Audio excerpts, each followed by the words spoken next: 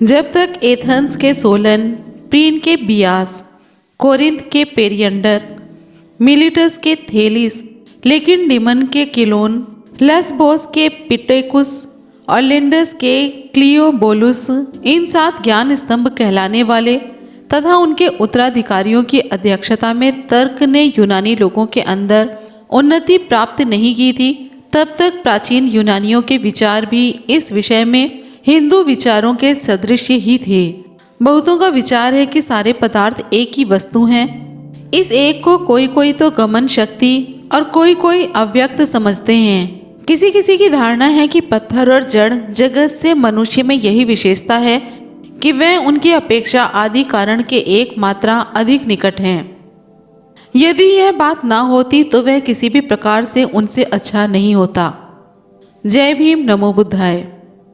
आज हम बात कर रहे हैं अल्बेरूनी का भारत पुस्तक, तीसरा परिच्छेद, बुद्धि तथा इंद्रियों द्वारा ज्ञातव्य पदार्थों के विषय में हिंदुओं के विश्वास। बहुतों का ऐसा मत भी है कि केवल आदि कारण का ही वास्तविक अस्तित्व है, क्योंकि वही एक परिपूर्ण है, शेष सब वस्तुओं को उसकी अपेक्षा है। जिस वस्तु को अपने अस्तित्व के लिए किसी दूसरी वस्तु की आवश्यकता है, उसका जीवन केवल स्वप्नवत है, वास्तविक नहीं। वस्तुतः सत्ता उसी एक और आदि पदार्थ यानी कि आदि कारण की है। सूफियों का भी यही सिद्धांत है। सूफी का अर्थ ज्ञानी है, क्योंकि यूनानी भाषा में सूफ प्रज्ञा को कहते हैं। इसी से तत्ववेत्ता को पैलोसोफा अर्थात ज्ञान प्रेमी कहा जाता है। इस्लाम में जब लोगों ने तत्ववेत्ताओं के सिद्धांतों से मिलती जुलती बहुत सी बातों को ग्रहण किया तो साथ ही उनका नाम भी वही रहने दिया, किंतु बहुत से लोगों ने इस शब्द का अर्थ ना समझने के कारण इसे अरबी शब्द सूफा के साथ मिला दिया। मानो मोहम्मद साहब के साथियों में जो लोग अल्लाह सूफा कहलाते थे वही सूफी हैं। पीछे से अशुद्ध लिखा जाने के कारण यह शब्द बिगड़ गया, यहाँ तक कि अंत को यह समझा जाने लगा कि इसकी व्युत्पत्ति सूफ धातु से हुई है, जिसका अर्थ है बकरियों का ऊन। अबुल फतेह अलुबुस्ती ने इस अशुद्धि को दूर करने के लिए यह प्रशंसनीय यत्न किया। वह कहता है कि प्राचीन समय से ही सूफी शब्द के अर्थों के विषय में लोगों के मतभेद रहे हैं। वे समझते रहे हैं कि यह सूफ धातु से निकला है, जिसका अर्थ ऊन है। मैं स्वयं इसका अर्थ एक ऐसा युवक समझता रहा हूँ जो साफी अर्थात पवित्र हो। यही साफी बिगड़कर सूफी हो गया और अब विचारकों के एक संप्रदाय को सूफी कहा जाता है। इसके अतिरिक्त उन्हीं यूनानी लोगों का विचार है कि वर्तमान जगत केवल एक ही पदार्थ है। आदि कारण इसके अंदर विविध रूपों में व्यक्त हो रहा है और आदि कारण की शक्ति इस जगत के भागों में भिन्न भिन्न दशाओं में अंत निरूढ़ है। जगत के संपूर्ण पदार्थ की मौलिक एकता रहते भी उनमें विशेष भेद का कारण इन दशाओं की भिन्नता ही है। और कई लोगों का विश्वास था कि जो व्यक्ति अपनी सारी सत्ता के साथ आदि कारण की ओर गमन करता है और जहाँ तक हो सके वैसा ही बनने का प्रयत्न करता है, वह मध्यवर्ती अवस्थाओं को पार करके सब बंधनों और बाधाओं से मुक्त होकर उसके साथ जा मिलता है। सिद्धांत सादृश्य के कारण सूफियों के भी ऐसे ही विचार हैं। जीवात्माओं और प्रेतों के विषय में यूनानियों का विचार है कि वे शरीर में प्रवेश करने के पूर्व स्वतः विद्यमान होते हैं। उनकी विशेष संख्याएं और दल हैं। उनका एक दूसरे से विशेष संबंध है। कईयों का तो परस्पर परिचय है और कईयों का बिल्कुल नहीं। जब तक वे शरीर में रहते हैं, इच्छानुसार कर्म करके अपना भाग्य नाना रीतियों से संसार को शासित करने की शक्ति तैयार करते हैं। यह भाग्य शरीर के वियोग उत्पन्न होने पर उन्हें मिलता है। इसी से वे लोग उन्हें देवता कहते हैं, उनके नाम पर मंदिर बनवाते हैं और बलिदान देते हैं। अपनी पुस्तक शिल्पकला विज्ञान की भूमिका में जालिनूस कहता है कि सर्वोत्कृष्ट लोगों ने मल्ल युद्ध और चक्र फेंकने में पराक्रम दिखलाने से नहीं, प्रत्युत विद्या की उत्पत्ति होने के कारण ही देवता की पदवी पाई थी। उदाहरण के तौर पर अस्क्लिपियस के विषय में हमने कभी नहीं सुना कि किसी ने उसे बकरी भेंट की हो, क्योंकि बकरी के बालों का बुनना सुगम नहीं और साथ ही बकरी के रसों के बुरे होने के कारण इसका ज्यादा मांस मिर्गी का रोग उत्पन्न करता है। लोग उसे केवल मुर्ग का चढ़ावा देते हैं, जैसा कि स्वयं हिप्पोक्रेटिस ने भी दिया था। कारण यह है कि इस अलौकिक मनुष्य ने मनुष्य मात्र के लिए आयुर्वेद की विद्या निकाली, जो डायोनीसोस और डेमीटर के आविष्कारों, मदिरा और अनाज जिससे रोटी बनती है, इससे बहुत बढ़कर है। अतः अनाज की बालों के साथ डेमीटर का और अंगूर के साथ डायोनीसोस का नाम आता है। प्लेटो अपनी टीमियस में कहता है कि प्रेतात्माएं, जिन्हें बर्बर लोग उनके न मरने के कारण देवता कहते हैं, विद्या की देवियां हैं। वे विशेष देवता को प्रथम देवता कहते हैं। आगे चलकर वह कहता है कि परमात्मा ने देवताओं से कहा कि तुम भी विनाश से स्वतः मुक्त नहीं हो। बात केवल इतनी है कि तुम्हारा नाश मृत्यु से नहीं होगा। तुमने अपनी उत्पत्ति के समय मेरी इच्छा से दृढ़तम नियम पत्र प्राप्त किया है। उसी पुस्तक के किसी अन्य स्थल में वह कहता है कि परमात्मा की संख्या एक है, परमात्मा की संख्या एक से अधिक नहीं। इन सभी अवतरणों से प्रमाणित होता है कि यवन लोग साधारणतया कीर्तिमान, तेजोमय और श्रेष्ठ वस्तु को देव कहते हैं। यही रीति कई दूसरे लोगों में पाई जाती है। वे यहाँ तक बढ़े हुए हैं कि समुद्र और पर्वत आदि को भी देव कह देते हैं।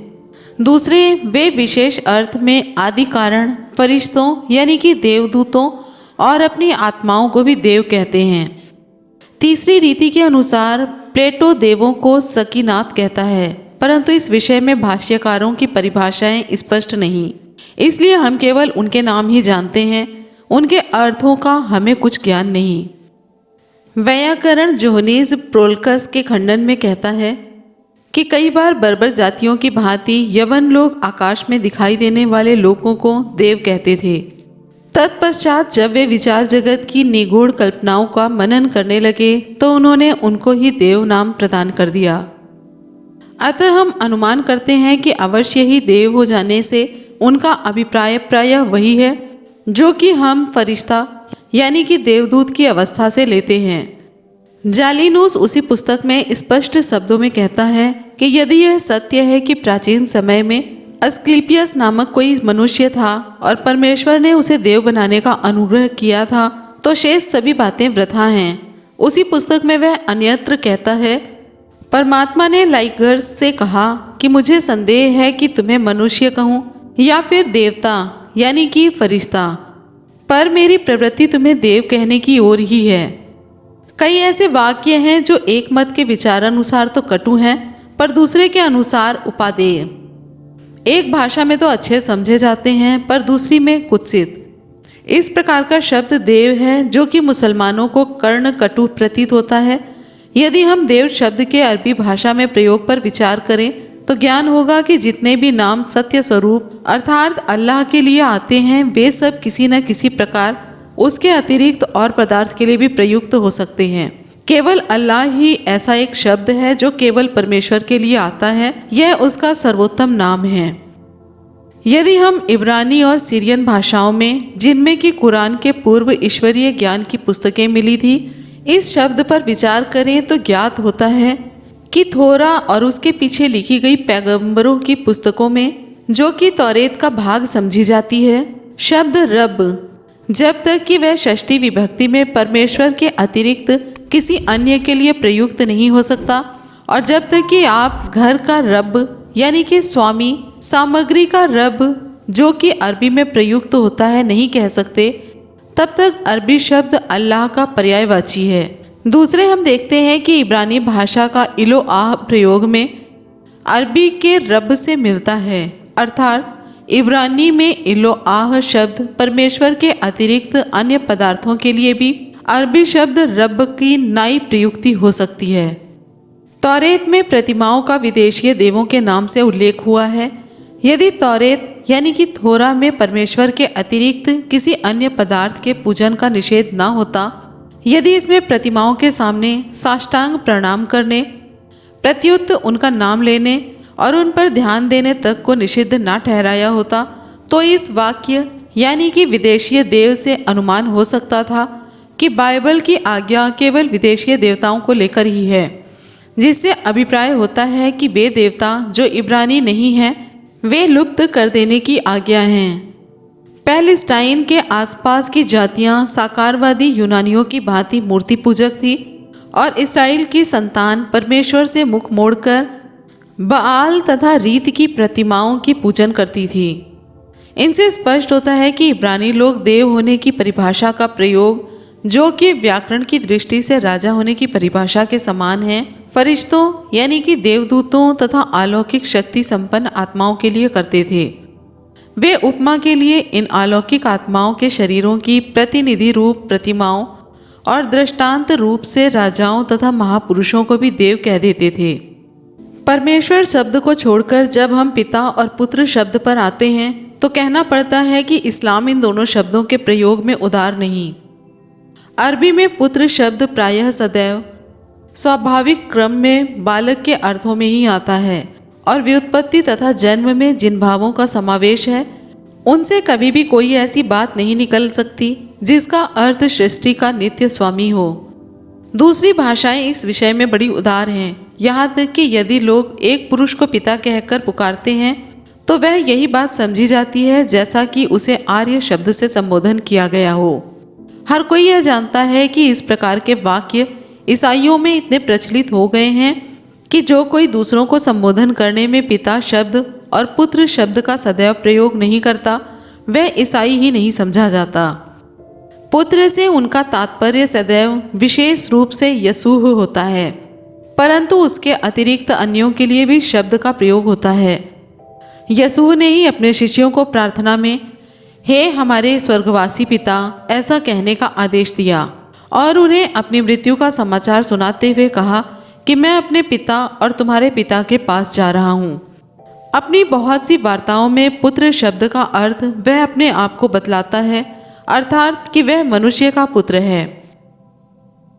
ईसाइयों के अतिरिक्त यहूदी लोग भी इसी प्रकार के वाक्यों का प्रयोग करते हैं। राजाओं की दूसरी पुस्तक में लिखा है कि परमेश्वर ने दाऊद को उसके पुत्र की मृत्यु पर, जो उसके यहाँ उरिया की भार्या से उत्पन्न हुआ था, समाश्वासन दिया और वर दिया कि उसी स्त्री से एक और पुत्र उत्पन्न होगा जिसे मैं अपना पुत्र ठहराऊंगा। यदि इब्रानी भाषा का प्रयोग यह स्वीकार करता है कि सुलेमान परमेश्वर का ठहराया हुआ पुत्र था, तो कह सकते हैं कि जिसने उसे पुत्र ठहराया वह पिता अर्थात परमेश्वर था। हिंदू विचार की मुख्य और सबसे आवश्यक बात यह है जिसे ब्राह्मण लोग सोचते हैं और जिस पर उनका विश्वास होता है। इसका कारण यह है कि ये लोग धर्म की स्थिति और रक्षा के लिए विशेष रूप से तैयार किए जाते हैं। हम इसी का ब्राह्मणों के विश्वास का ही वर्णन करेंगे।